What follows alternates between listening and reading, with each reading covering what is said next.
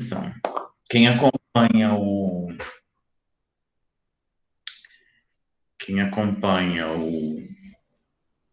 livro, quem está com o livro aí, na introdução, a introdução apresenta 3 tópicos, tá? Os 3 tópicos iniciais da introdução do uso dos prazeres são modificações, as formas de problematização, moral e prática de si. Aqui no grupo de estudo, a gente já trabalhou os 2 primeiros, modificações, as formas de problematização, e hoje a gente vai trabalhar moral e prática de si, tá? Então, a gente vai passar pelo 3º tópico, a gente vai entender, de acordo com Foucault, o que é moral e o que é prática de si, como que a gente consegue lidar metodologicamente com a moral e com a prática de si. Fazer uma reflexão moral e fazer uma reflexão de prática de si. Então, por moral, a gente tem que entender um conjunto de valores e um conjunto de regras, de ações propostas aos indivíduos e aos grupos por intermédio de aparelhos prescritivos diversos, explicitamente bem formulados e transmitidos de maneiras difusas. Essa primeira forma a gente vai compreender aqui 3 maneiras de entender a moral, tá? Essa primeira forma de entender moral é a forma que está exemplificada no Tratado Platônico da República. Então, toda vez que vocês encontrarem um tratado ético, um tratado moral, vocês vão estar encontrando essa proposta moral, que é a proposta de um conjunto de valores, um conjunto de regras, de ações propostas aos indivíduos. Então, esse conjunto de regras, esse conjunto de ações propostas, são o tratado ético-filosófico, ok? Isso é uma forma de se entender a moral, não é a única, tá? Foucault vai dizer que há mais 2 formas da gente compreender o que é moral. Então, muitas pessoas se apegam e se fixam nessa forma só. Vão dizer, por exemplo, que a Bíblia é um tratado ético-filosófico e vão se apegar à Bíblia como um tratado moral. Ok, isso é uma maneira de compreender a moral. Então, na Bíblia, há um conjunto de valores, há um conjunto de regras de ações propostas aos indivíduos. Ok. Então, quando você é esse tipo de indivíduo, você é um indivíduo que busca tratados éticos nos quais você vai se basear para você viver a sua vida. Mas não é só assim que se pode ser um ser moral. Não é só assim que se pode ser um ser ético. Nós também podemos ser um ser moral ou um ser ético, entendendo igualmente o comportamento real de nós mesmos, com relação às regras e valores que nos são propostos.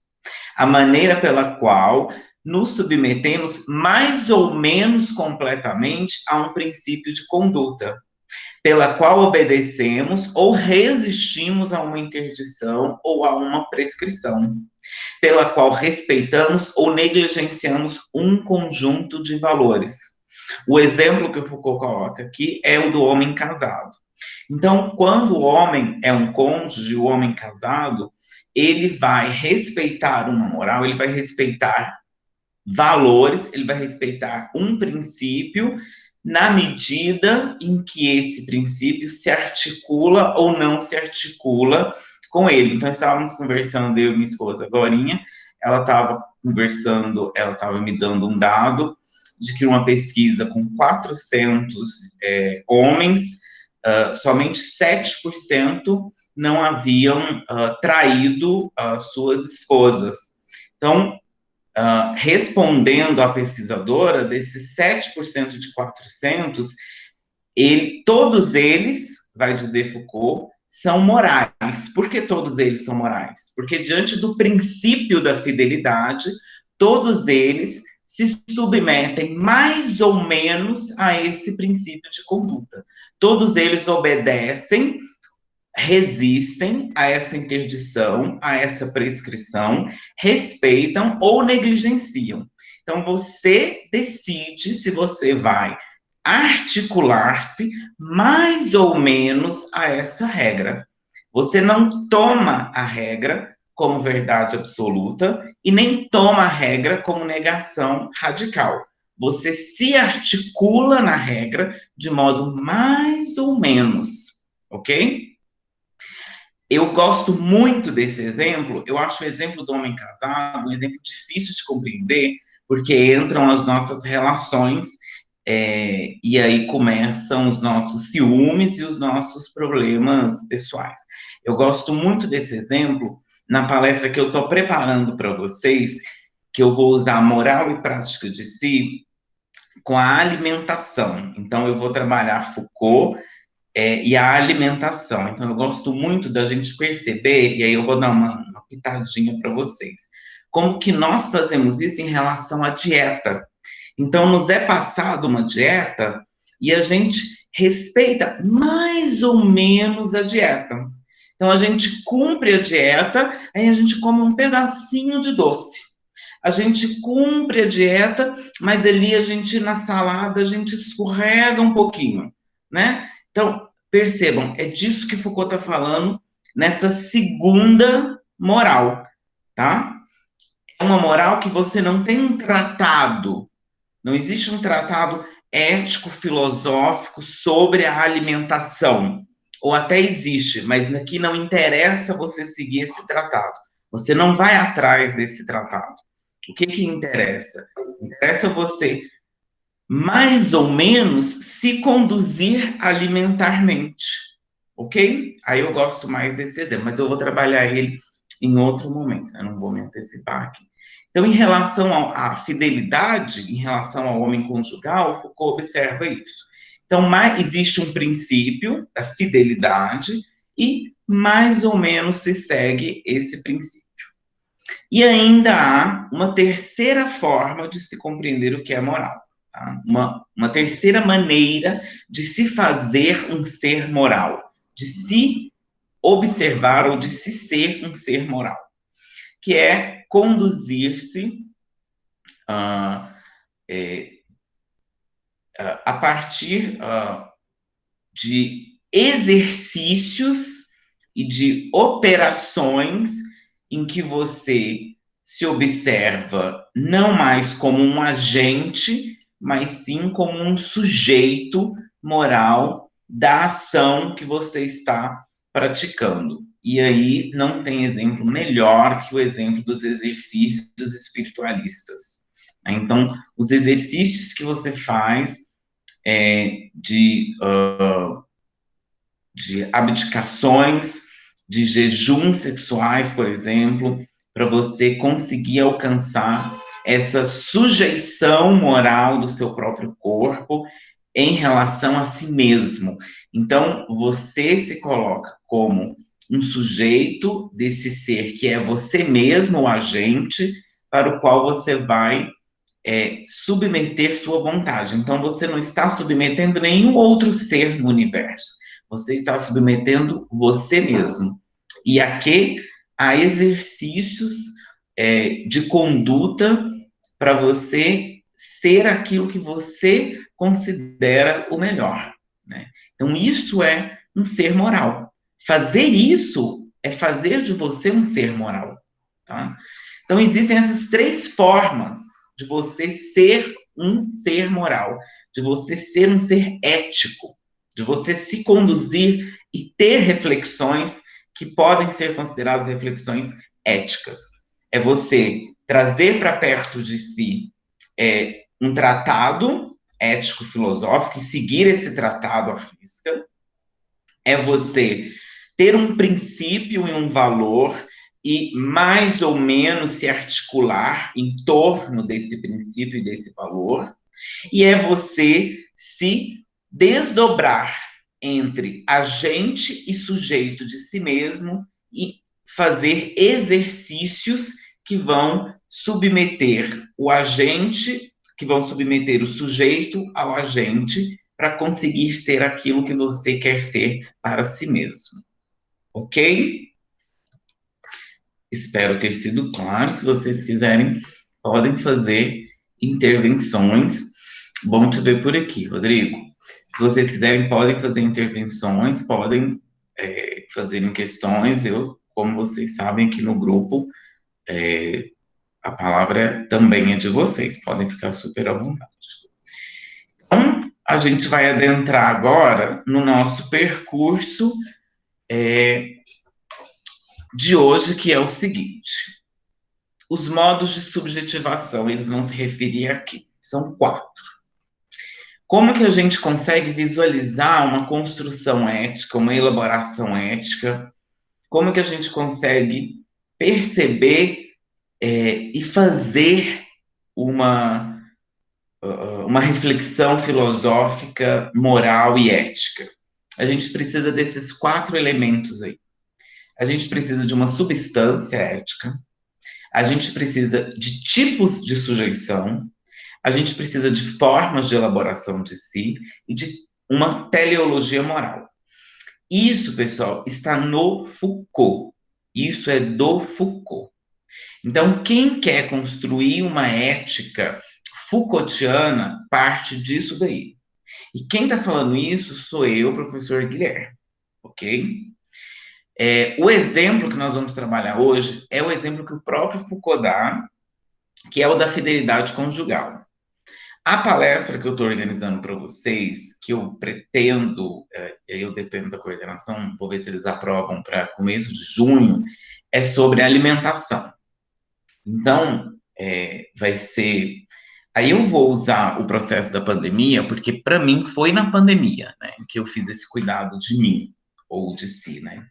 Então, vai ser o exemplo da alimentação. Como que a gente pode fazer o cuidado de si na alimentação?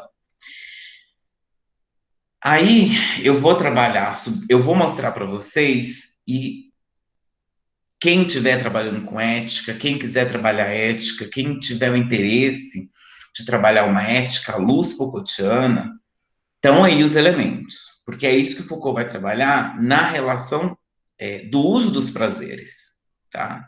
Então ele vai buscar uma substância ética, ele vai buscar tipos de sujeição, ele vai buscar formas de elaboração de si e ele vai buscar uma teleologia moral. E aí nós vamos passar por esses 4 elementos hoje. Cada um com um slide. Como eu disse para vocês, esse segundo ciclo eu quero ele mais rápido, né? Não quero alongar tanto como a gente alongou no primeiro ciclo. Por questões que eu já expliquei para vocês no início, né? Para não desgastar tanto nós. Então, olha a determinação da substância ética. A maneira pela qual o indivíduo deve constituir tal parte dele mesmo como matéria principal de sua conduta moral. Então, é necessário que seja determinado qual é a substância ética. Tá? É preciso que seja determinada a maneira pela qual o indivíduo deve constituir tal parte dele mesmo como matéria principal de sua conduta moral. Então, qual parte do indivíduo é a parte principal da sua conduta moral nas relações sexuais?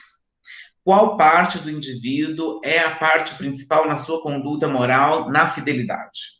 Qual parte do indivíduo é a parte principal na sua conduta moral nas relações alimentícias? Ok? E aí vocês podem fazer essa busca no campo que vocês estiverem trabalhando. Qual a determinação da substância ética naquilo que eu estou trabalhando na minha pesquisa? Entenderam? O exemplo que a gente vai usar é o exemplo da fidelidade. Então, Foucault observa esses 3 pontos. O estrito respeito ou não das interdições e das obrigações nos próprios atos que se realizam. Então, na fidelidade, há o estrito respeito ou não das interdições e das obrigações nos próprios atos que se realizam. Ok? E aí, a gente fica com com esse elemento, a maneira com que o indivíduo constitui nele mesmo a sua conduta moral. É o estrito respeito ou não da interdição. Então, na fidelidade, ou ele respeita a fidelidade, ou ele é fiel, ou ele não é fiel. E assim está determinado a sua conduta moral. Isso é uma das formas de se determinar a substância ética na fidelidade. Isso é o que o Foucault traz para a gente. Então, se vocês vão fazer essa determinação nas pesquisas de vocês, aí cada pesquisa de vocês vai trazer o que acontece com esse estrito respeito ou não das interdições. Foucault faz isso, a gente vai ver lá na frente um pouco. Então, quando há o estrito respeito da fidelidade, o que acontece? E quando não há o estrito respeito da fidelidade, o que acontece? O domínio dos desejos, a força com a qual se sabe resistir às tentações. E aqui o conteúdo é a vigilância e a luta dos movimentos contraditórios. Então, nesse segundo ponto, não é mais respeitar ou não. O segundo ponto é um domínio do desejo. Então, o sujeito, ele não. O problema moral, a determinação da substância ética dele, não é trair ou não trair. A questão dele aqui é dominar seus desejos. É compreender que há uma luta de movimentos contraditórios dentro dele e que o problema é se vigiar o tempo todo.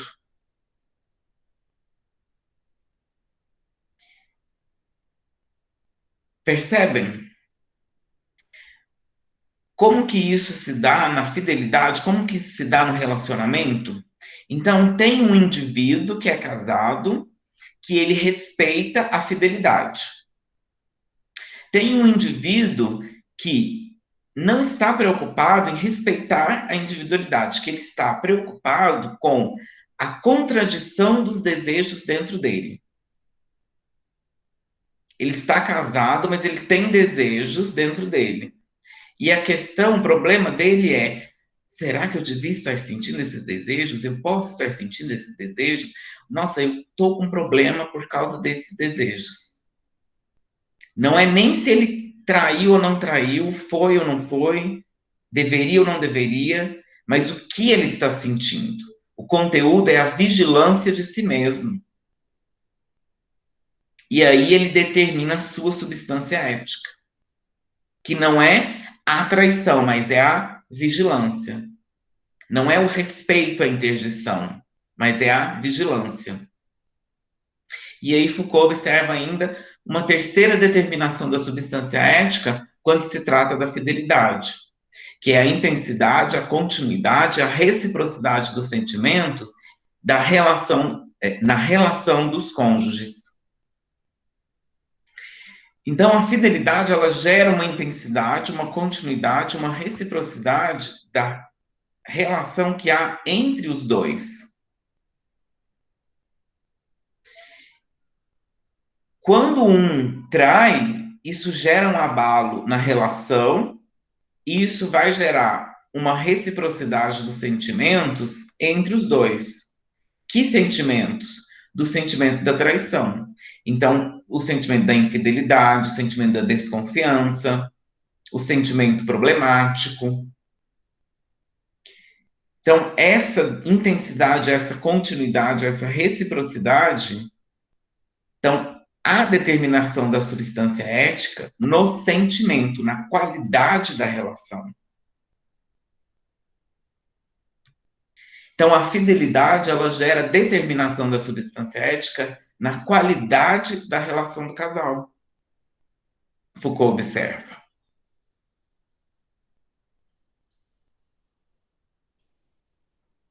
Ok?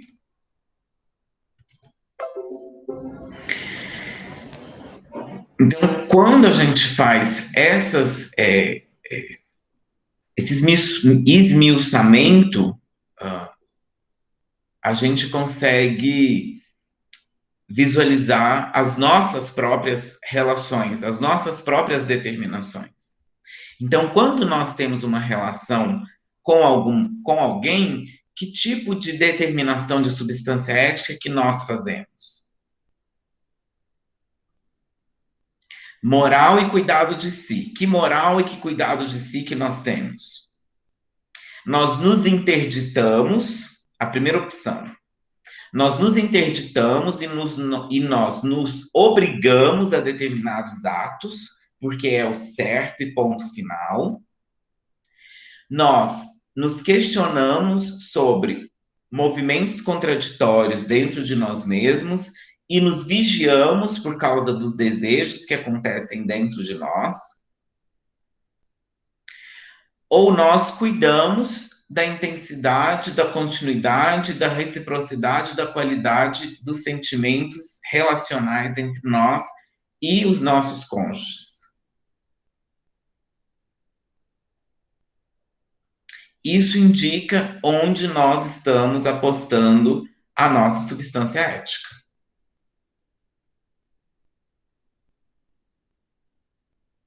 Ok? Podemos seguir?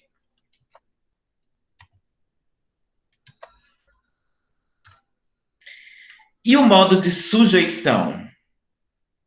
Né? Essa maneira pelo qual o indivíduo estabelece a sua relação com a regra, com essas regras, e se reconhece ligado à obrigação de pô-la em prática. Como que isso se dá na fidelidade, por exemplo? Foucault vai observar três formas. O indivíduo ele é fiel por causa do grupo social, por se reconhecer parte do grupo social. Então, o grupo social é fiel, ele é fiel. O grupo social, a gente observou, dos 400 entrevistados, 7% são fiéis. E isso eles disseram para a entrevistadora. Agora vamos ver se eles respondem do mesmo jeito para as próprias esposas. Né? Esse é o questionamento que a gente tem que se fazer também, né? Porque aqui é isso que Foucault está colocando. Parte do grupo social, como que o grupo social responde? O grupo social responde para a pesquisadora honestamente, mas como que o grupo social responde socialmente? Vocês me entendem, né? Isso garante o modo de fidelidade, que é um modo de fidelidade patriarcal que a gente sabe muito bem como é que funciona.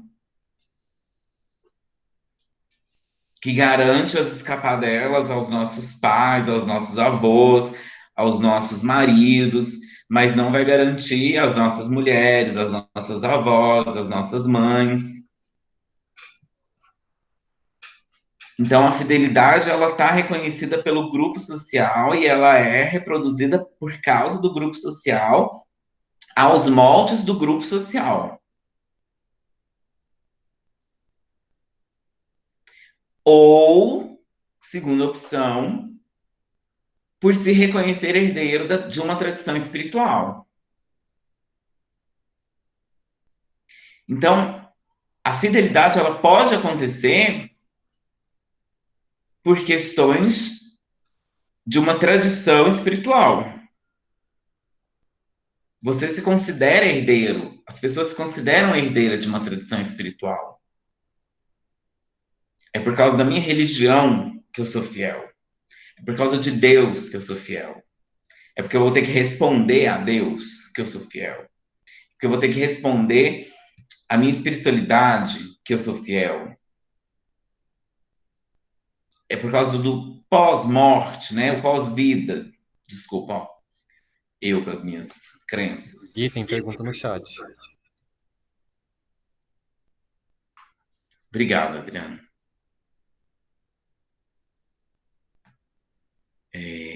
Na questão da fidelidade, quando o homem invada se deve ou não trair, qual a diferença da ética para a moralidade? É a pergunta, Rodrigo? Ou eu entendi errado?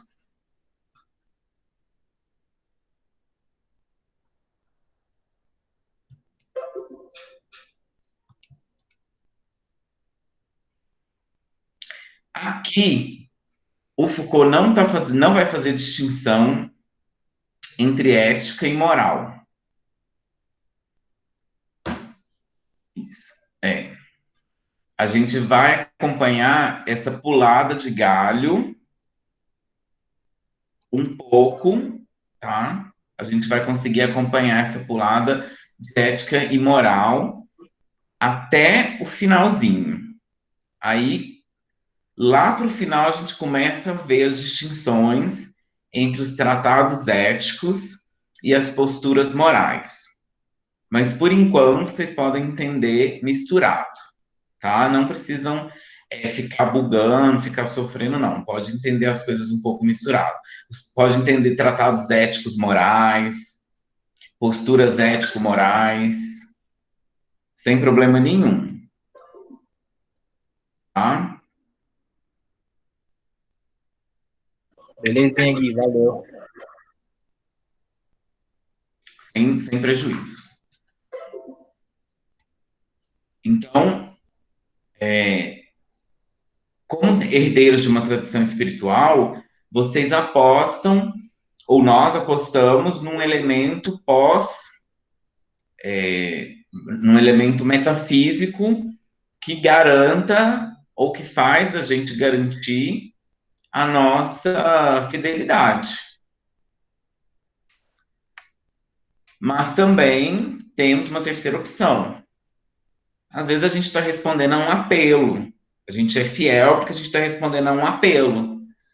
A gente está envolvido com alguém muito belo, com alguém muito nobre, com alguém muito perfeito. Então a gente responde a um apelo da beleza, da nobreza, da perfeição.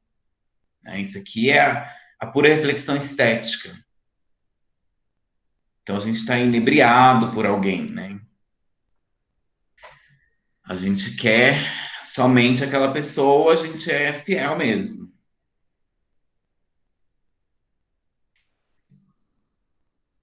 Então, esse modo de sujeição, as modalidades de sujeição, elas se dão, Foucault observa, na fidelidade dessas maneiras.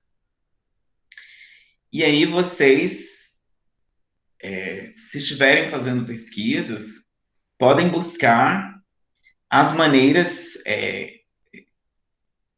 do objeto que vocês estiverem trabalhando. Ah, com a alimentação, não é muito diferente, tá? Depois eu vou levar vocês lá. Então, muitas pessoas, elas são fiéis por causa dos seus familiares, por causa dos seus amigos, por causa da sociedade. Se não fosse a sociedade, se não fosse seus amigos, se não fossem seus familiares, elas fariam as suas escapadas, fariam as suas experiências, teriam as suas experimentações.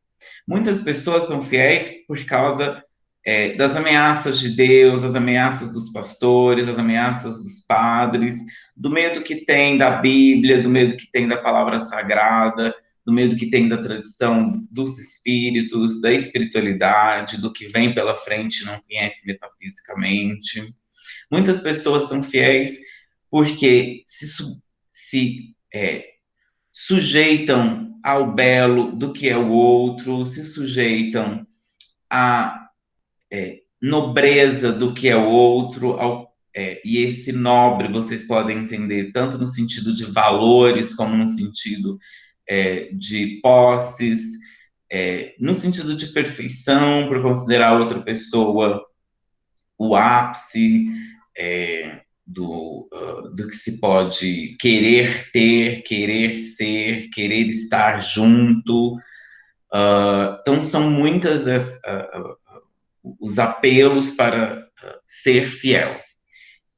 E isso é modalidade de sujeição. Modalidade de sujeição é um processo ético, é um processo de moralização. Tá? Então, quando vocês se portam de qualquer uma dessas formas, vocês estão se moralizando.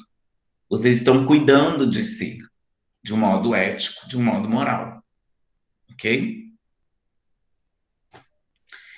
E a elaboração do trabalho ético? Como que se dá a elaboração do trabalho ético? Né? O trabalho ético é a elaboração do trabalho ético é aquele que se efetua sobre si mesmo. Não somente para tornar seu próprio comportamento conforme uma regra dada, mas também para tentar se transformar a si mesmo em sujeito moral de sua própria conduta. Na fidelidade, a gente pode conseguir ela praticada por um longo trabalho de aprendizagem, de memorização, de assimilação de um conjunto de valores. Ou por um controle regular da conduta, destinado a medir a exatidão com que se aplicam as regras. Ou por renúncia brusca, global, definitiva. Ou por combate permanente, cujos fracassos têm sentido e valor. Ou pela decifração cuidadosa, né? Tão detalhada quanto possível. Então, a elaboração do que a gente decidiu ser o nosso objeto ético, e aí pode ser o uso dos prazeres, no caso, que vai ser o livro daqui para frente, né, do Foucault, no que vocês estiverem pesquisando, tá? Na alimentação, que eu vou conversar com vocês daqui umas 2 semanas, espero que vocês estejam juntos,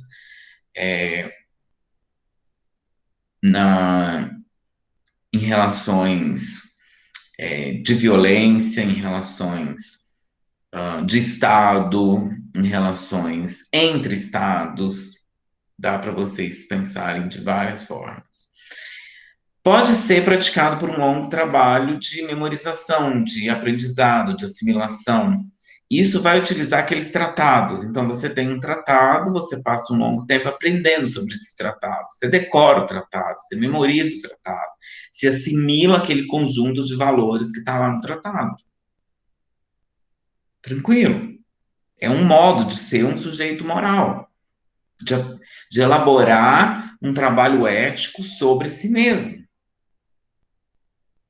Mas não é a única forma. Você também pode controlar a sua própria conduta, regular sua própria conduta. Cuidar da sua própria conduta a partir de regras que você se dá, de regras que você observa, de regras que você traz. Ou você pode ter uma renúncia brusca. No caso do uso dos prazeres, você pode decidir nunca mais transar, nunca mais fazer sexo. Decidir que você não quer mais isso. Pronto. Não vai mexer mais com prazer sexual. É uma decisão, é um trabalho ético que você faz sobre você mesmo.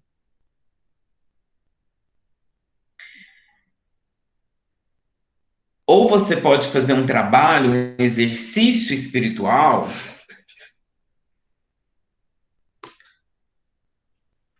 em que você faz um percurso, um caminho em que as quedas, os fracassos fazem sentido para você, tem valor e você continua caminhando, continua se desenvolvendo, continua considerando mesmo essas quedas, mesmo esses fracassos, um processo evolutivo, elementos do processo evolutivo. E não rupturas que te fazem voltar para a estaca zero. Ok? E também tem a opção de você fazer uma elaboração de um trabalho ético, praticamente escrevendo um diário de tanto detalhe, de tanta movimentação, de tantas formas que você pode colocar lá para você voltar depois e observar quem você está sendo, para ver se você quer continuar sendo aquela pessoa que às vezes você nem reparou que estava sendo. Por isso, a decifração cuidadosa, permanente e detalhada, que não há nos outros. Aquele primeiro que fica buscando o tratado, decorar o tratado, ele não faz uma elaboração detalhada de si mesmo. Ele sequer se ouve. Ele ouve o tratado e assimila. Então, são formas diferentes que o Foucault percebeu que nós somos capazes de nos elaborarmos enquanto trabalhos éticos de nós mesmos. É o cuidado de si.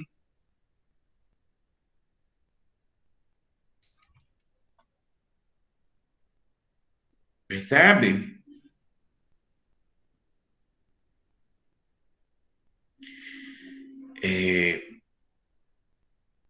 Deixa eu ver aqui no chat, peraí.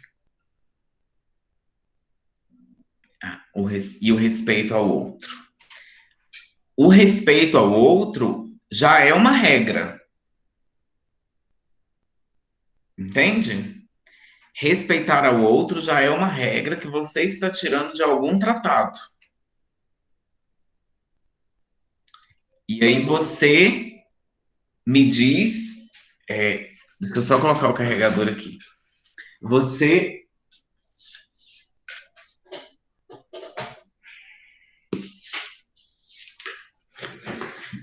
me diz de qual lugar você está tirando essa regra que você decidiu seguir. Entende? Então você faz. Posso falar um minutinho, Guilherme? Sim, claro, claro.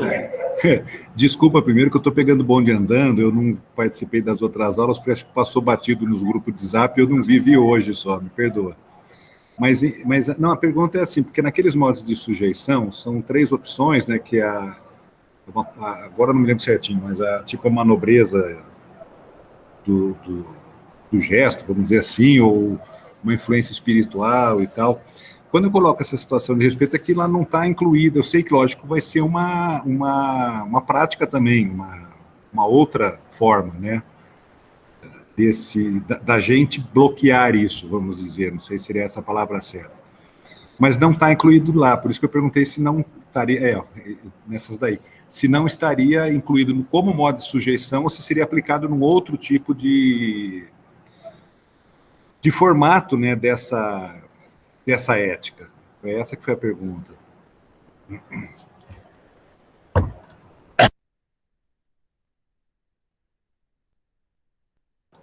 Tá mudo. Eu acho que a gente pode pensar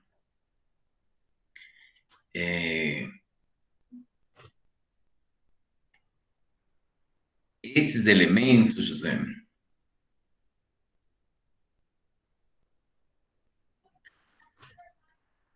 não exatamente no modo de sujeição. Acho que a gente vai conseguir pensar esse elemento. Eu acho que nessa elaboração do trabalho ético talvez se encaixe melhor, né? Não sei se tem outros aí, mas...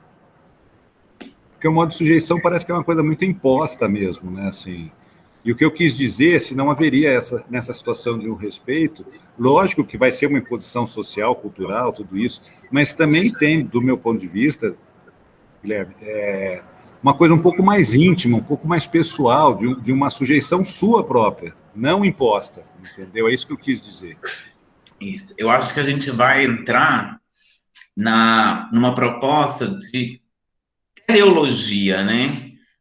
Porque aí você vai fazer um processo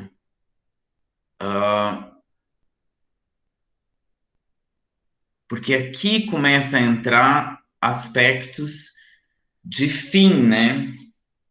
E aí aí pode entrar o outro, dependendo do que você colocou como fim do sujeito moral. Eu acho que aí é interessante, mas vamos lá, guarda aí. Porque isso é uma regra, o que você nos deu já é uma regra. Deixa eu ver se eu ficou faltando. Não, aqui eu finalizei. Então vamos para o próximo. E aí, agora eu já emendo o que o José trouxe para a gente. Isso. Então, na teleologia do sujeito moral, o que a gente vai ter? Uma ação, ela não é moral somente em si mesma e na sua singularidade. Ela o é também por sua inserção e pelo lugar que ocupa no conjunto de uma conduta. Ela é um elemento e um aspecto dessa conduta. E marca uma etapa em sua duração e um progresso eventual em sua continuidade. Então, na teleologia do sujeito moral, Foucault observa que nós temos uma ação inserida, não num processo de singularidade, e aí agora a gente tem uma conexão com todo um conjunto que vai fazer sentido para aquela ação. No exemplo da fidelidade, agora eu estou com o exemplo do José na cabeça, mas eu vou para o exemplo da fidelidade, depois a gente volta para o do José para a gente trabalhar nele.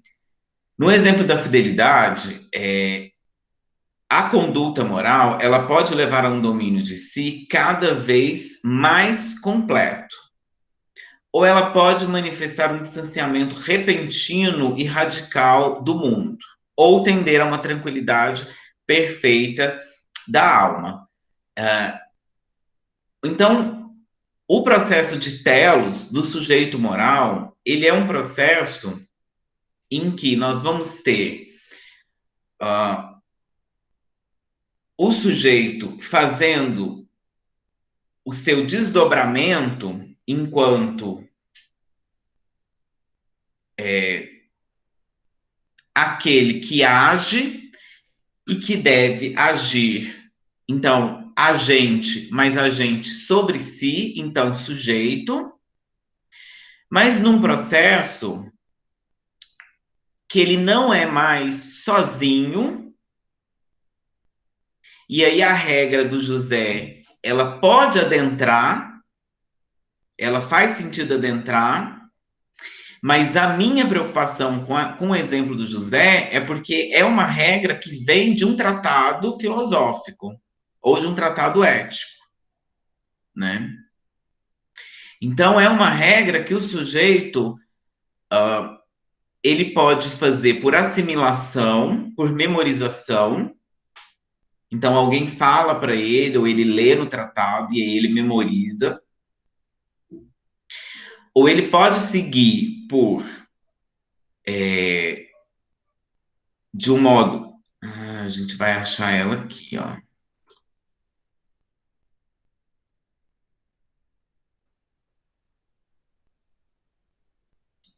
Aqui. Ou ela vai, o sujeito vai seguir ela de um modo mais ou menos articulado. Isso. Vai ser uma determinação de substância ética, José. Ou vai ser uma intensidade. Mas aí você já está trocando, porque o seu exemplo é um exemplo religioso. Legal, José. Olha, por isso que grupo de estudo é bom, né? Religioso, juro que eu não entendi agora, Guilherme.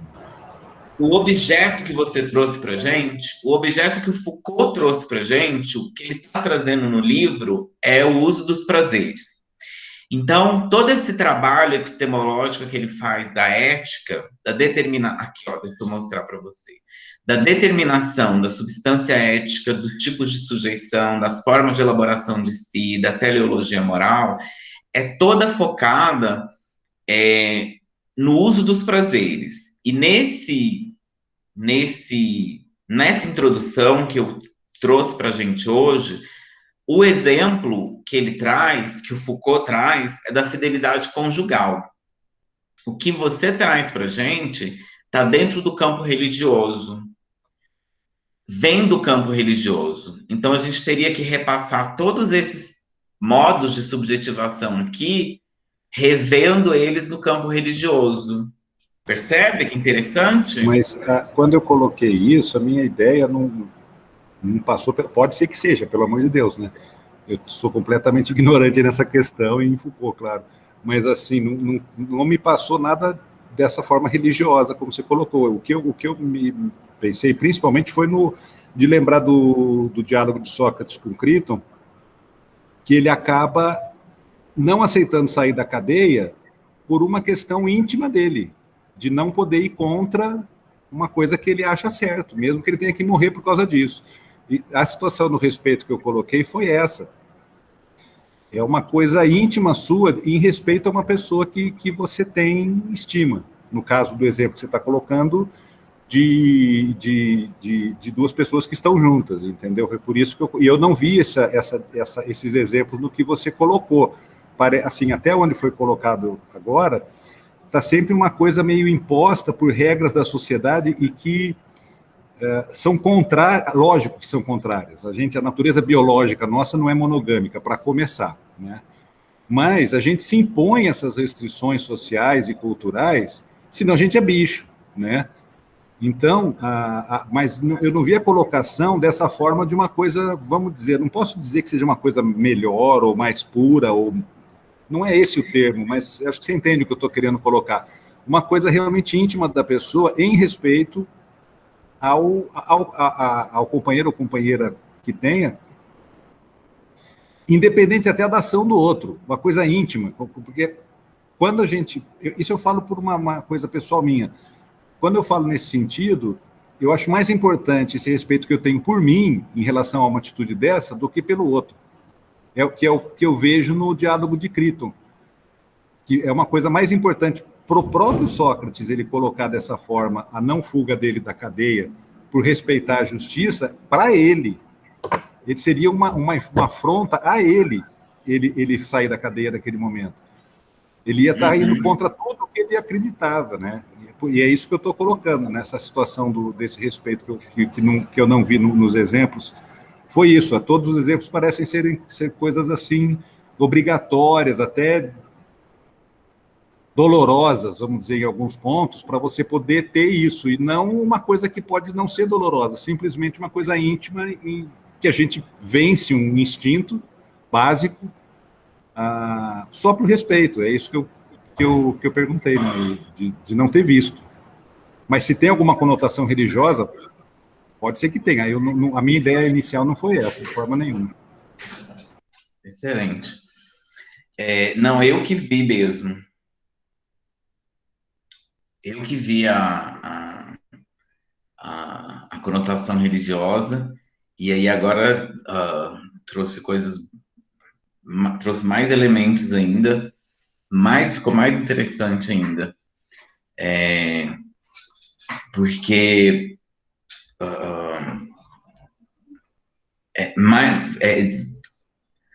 é isso que o Rodrigo está falando aqui no chat.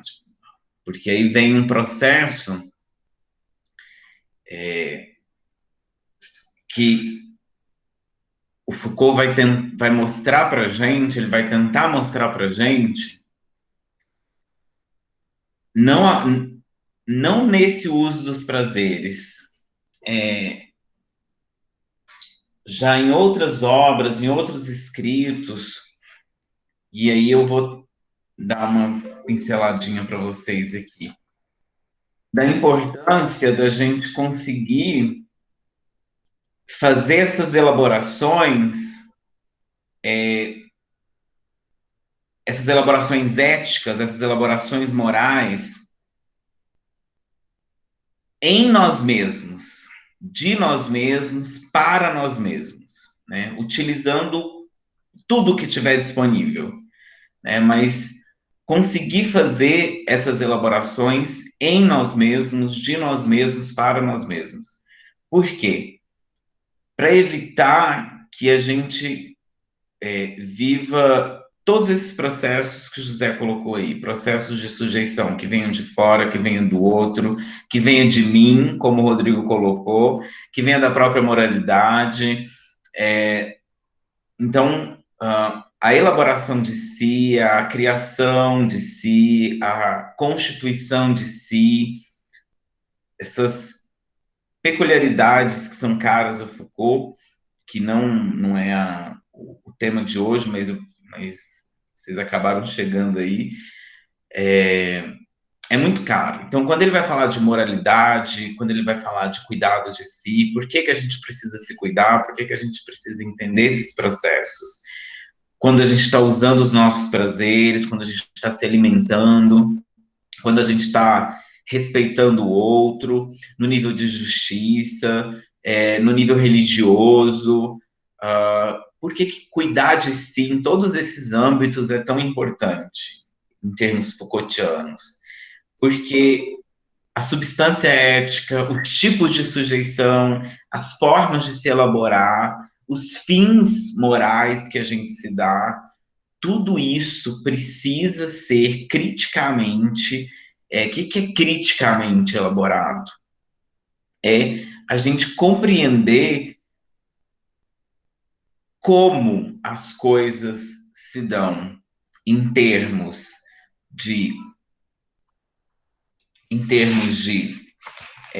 práticas de saber, em termos do que é dito, do que é discursado, do que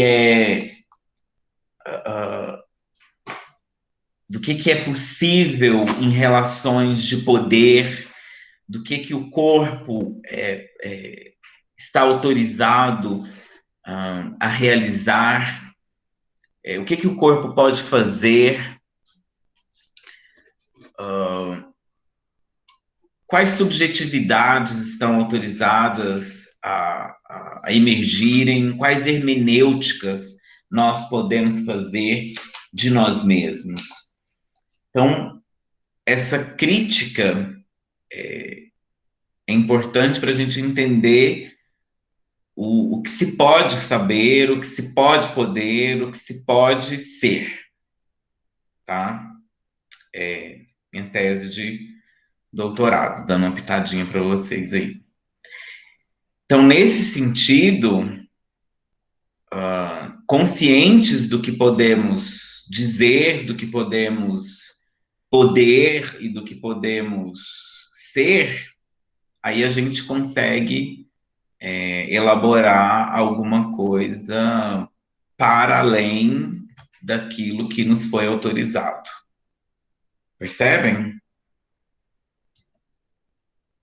A gente consegue se moralizar, a gente consegue ter uma ética, fazer uma ética, ser éticos para além daquilo que nos foi autorizado. Claro, se a gente quiser, porque vai que a gente encontra uma ética e uma moral que é tão boa, tão gostosa, tão aconchegantezinha, assim, ó, que a gente não precisa de mais nada, né? A gente não precisa elaborar mais nada além dela.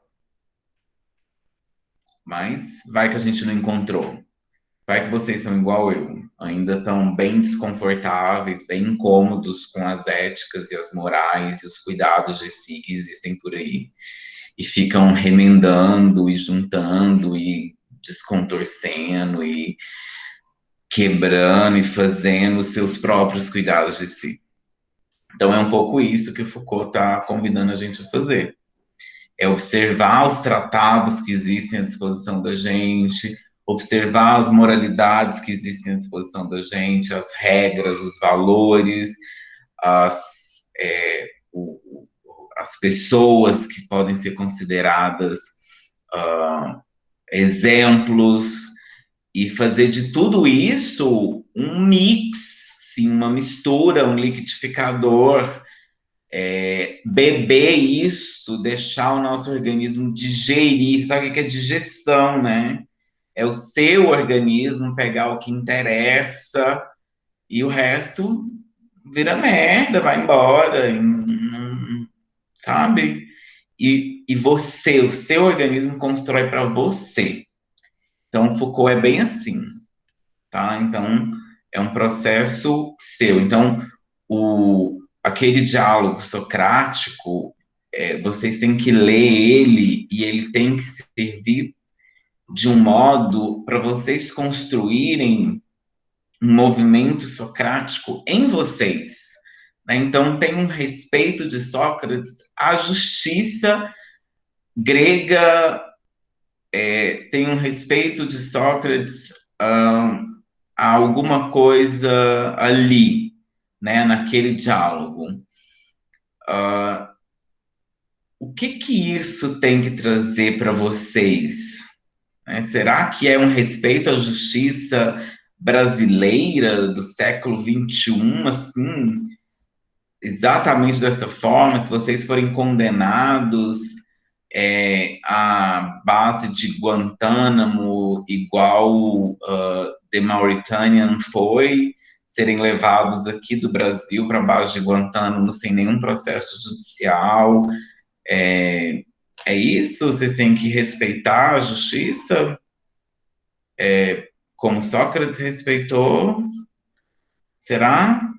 Então, pensem bem o que aquele diálogo deve servir para vocês, né? Então, façam a digestão dele. Às vezes o respeito é alguma coisa de vocês para com vocês mesmos. Às vezes é uma justiça sua para com você, é um justo seu, né? Ah, não sei. Vejam por aí. Percebam?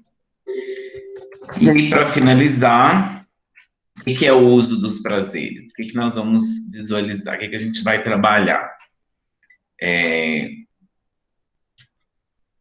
Um processo na cultura grega, né, uma prática que tinha sua existência, que é a prática do regime de saúde.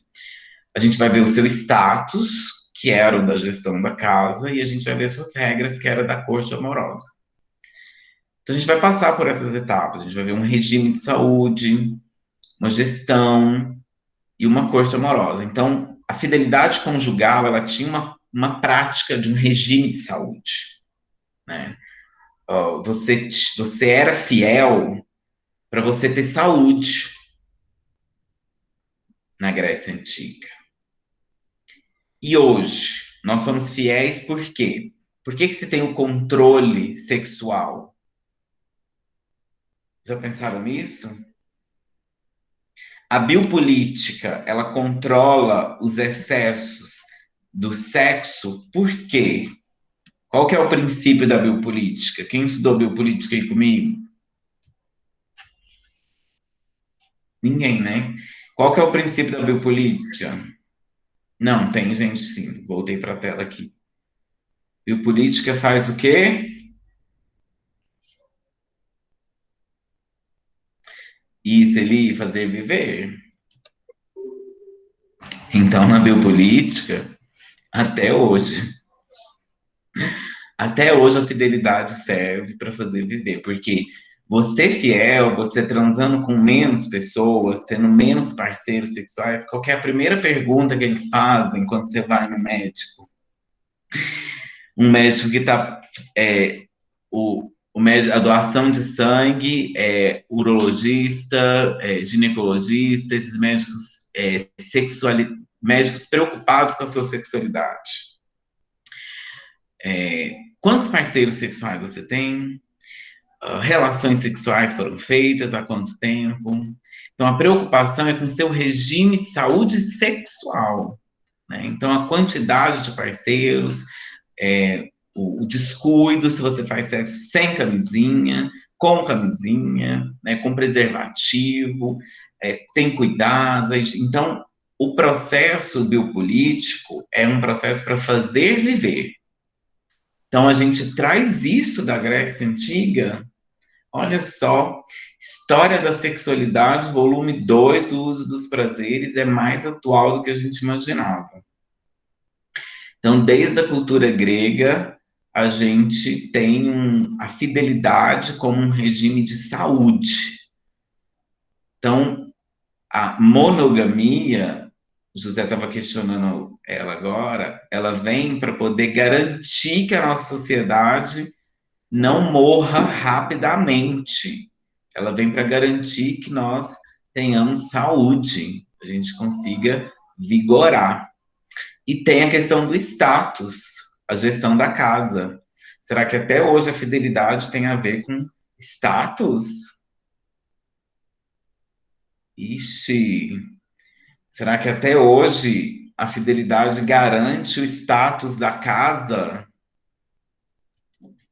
garante o status da família brasileira, do cidadão de bem do Brasil, ou não? O que vocês acham, pessoal? Desculpa, eu não consigo não rir. Então, até hoje, a fidelidade está aí garantindo o status da gestão da casa. Não quer dizer que ela, de fato, exista, mas ela garante o status de como a casa é gerida. Então, você tem certeza que há fidelidade daquele casal lindo e maravilhoso, daquela família linda e maravilhosa, que é a família brasileira, que é a família do mundo ocidental. Mas olhe mais de perto, acompanhe-os, e você verá se há de fato fidelidade. Ela é importante para a gestão da casa, gente. Senão a casa ia virar um pandemônio. Senão ia virar uma loucura. Tem gente fazendo até o que não devia, com medo da tal infidelidade. E as regras da corte amorosa. Então, há regras para você fazer a corte amorosa, mesmo que você seja um homem casado. Você pode ter sua corte amorosa. Na Grécia Antiga, era com rapazes. E hoje, a corte amorosa acontece com quem? Será que o homem casado ele tem direito de fazer cortes amorosas? Vamos descobrir nos nossos próximos episódios. Tá aí, a gente vai ver a relação com o corpo, a relação com a esposa, a relação com os rapazes e a relação com a verdade. Vão ser esses os quatro grandes eixos recorrentes na experiência da Grécia Antiga, e o pensamento, com os quais o pensamento médico e o pensamento filosófico vão elaborar o uso dos prazeres. Ok? Pessoal, é isso que eu tinha preparado para vocês, e aí a gente continua